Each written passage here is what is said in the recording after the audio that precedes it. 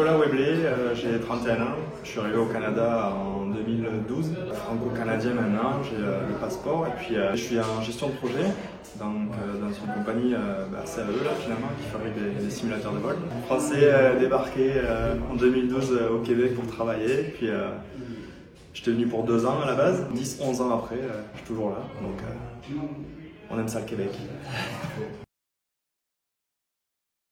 Moi j'ai connu Riel via les vidéos, je crois que c'était sur Facebook je pense, où j'ai vu une petite pub parce que je commençais à regarder un peu les formations en immobilier, parce que j'ai lu des livres Père riche, Père pauvre qui disaient d'investir en soi finalement pour s'en sortir un peu dans la vie. Donc je pense que Google m'a écouté et m'a proposé des vidéos de Riel.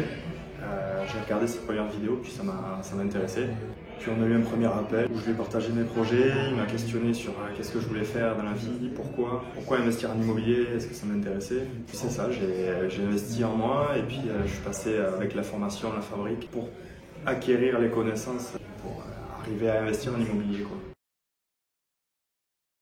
Pourquoi l'immobilier? Parce que moi j'ai investi un peu en bourse, notamment avec panier garni de bourse, les fonds négociés en bourse, mais je voulais pas mettre tous mes œufs dans le même panier. L'immobilier, ça reste la pierre, ça reste quelque chose qui dans les têtes, c'est quand même solide. On a toujours besoin d'un toit sur la tête.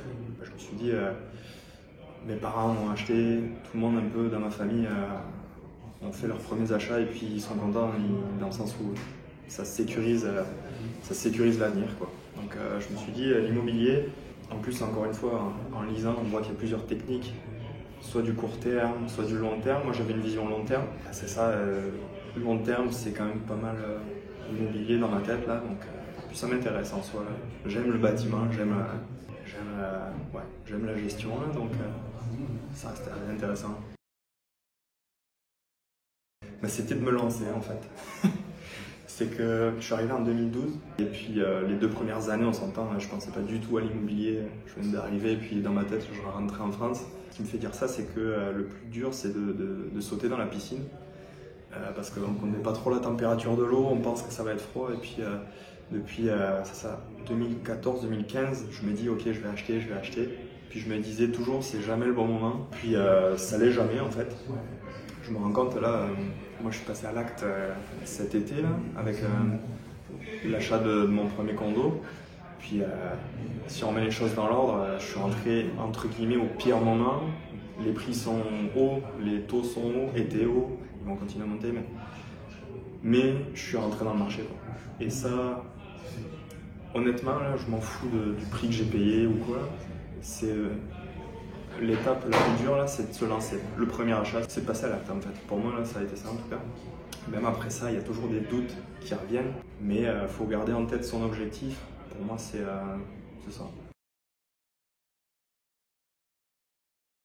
Ben, c'est sûr que l'achat d'un condo, c'est un peu particulier dans le sens où ça se fait très vite. C'est entre guillemets très facile. Moi, ce qui m'a beaucoup aidé, les contacts que Uriel a partagés, notamment au niveau des banques, les pré-approbations, les approbations. Puis quand ça s'est fait, qu'on fait une proposition, on se rend compte que ça va super vite. Là, c'est ça les contacts au niveau de l'inspection, du notaire aussi, toujours bien accompagné, des bons conseils de ce côté-là. Et puis l'accompagnement, même dans les questions qu'on se pose pendant le processus ou même après le processus, après être propriétaire, il y a des petits moments de panique parce que moi je travaille beaucoup sur ma gestion du stress là, parce que c'est quand même tout nouveau pour moi. C'est ça, on arrive avec des questions et puis l'accompagnement au niveau des réponses, de la prise de recul. Puis la communauté, c'est quand même cool. Je veux dire, on a une question, est-ce que ça vous paraît bizarre que les augmentations de l'évaluation municipale, j'ai reçu ça, est-ce que vous aussi? Oui. Ok, tout le monde l'a reçu, on s'en parle un peu tous. Dans la communauté, les contacts et puis les conseils. C'est sûr que les vidéos, il va falloir que je les revoie. Parce que je suis à l'étape vraiment, si vous voyez le petit schéma là, c'est résidence principale, là, je sécurise ça et je mets toute mon énergie sur l'équité. Là, ça va être ma cible jusqu'à que je puisse refinancer et faire d'autres acquisitions pour ensuite avoir le revenu puis le cash flow qui va bien.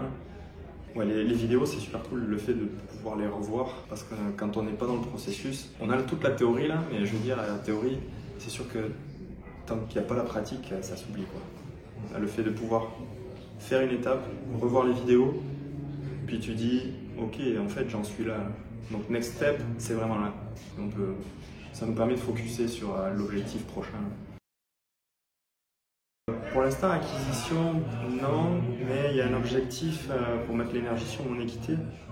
Donc moi, je suis en gestion de projet, j'ai un poste permanent. En parlant avec Uriel et d'autres personnes de la communauté qui ont fait ça aussi, ça va être vraiment de chercher des contrats en incorporation pour pouvoir ensuite faire la prochaine acquisition via l'entreprise.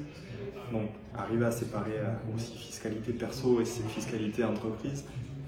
Donc c'est vraiment sur ça que je focus maintenant, décrocher mon premier mandat, faire rouler l'incorporation, un peu voir l'aspect, comment ça se passe, la gestion d'entreprise finalement, pour optimiser et me préparer à la prochaine acquisition. Donc c'est vraiment, je mets le focus vraiment sur l'équité, obtenir le plus de contrats pour bâtir un cash flow, je dirais, mais c'est pas le bon terme, sur la compagnie, pour pouvoir ensuite faire la prochaine acquisition.